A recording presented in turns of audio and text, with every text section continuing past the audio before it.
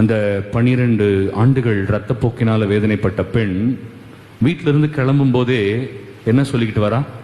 நான் போய் இன்னைக்கு இயேசுவை தொடுவேன். கரெக்டா?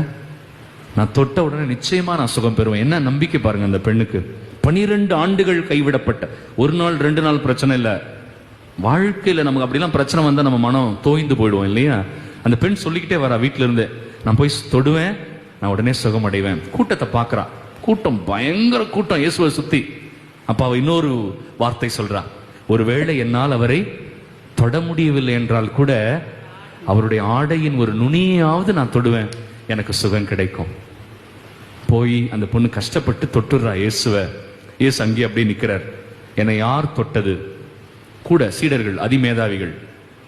உடனே சொல்றாங்க, ஆண்டவரே, சுத்தி இருக்கிற எல்லாருமே உங்க மேலதான் ஆண்டவரே விழுறாங்க, எல்லாருமே உங்க மேலதான் விழுறாங்க. ஆண்டவர் சொல்றார், இல்ல, யாரோ ஒருவர் என்னை நம்பிக்கையோடு தொட்டார். ஆமென் சொல்லுங்க.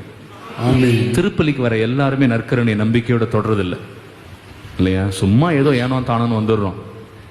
ஆண்டவருக்கு தெரியும் யாரோ ஒருவர் மட்டும்தான் ஆண்டவரை நம்பிக்கையோடு தொடர்றாங்க, சுகம் பெறாங்க. அதனாலதான் ஜெபிச்சுட்டு வாங்க, முட்டி போட்டு ஜெபிக்கணும் நற்கருணைக்கு முன்னாடி. ஒரு ஈனப்பிறவி, ஒரு பாவி, நான் போய் ஆண்டவரை தொடரனே இல்லையா? வாங்கினதுக்கு அப்புறம் இந்த ஈனப்பிறவி இல்லையா, இந்த இழிவான பிறவியை ஆண்டவர் எனக்குள் வந்திருக்கிறாரு, எவ்வளவு பெரிய பாக்கியம். இதை நினைச்சு நினைச்சு நன்றி சொல்லணும் பெரியமானவர்களே. அந்த அளவுக்குலாம் நமக்கு டைம் கிடையாது. கண்ணை மூடினாவே எதோ ஞாபகம் வருது இல்லையா?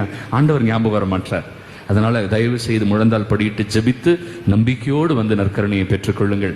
போனதுக்கு அப்புறம் மறுபடியும் முழந்தால் படிட்டு நம்பிக்கையோடு ஆண்டவருக்கு நன்றி சொல்லுங்கள்.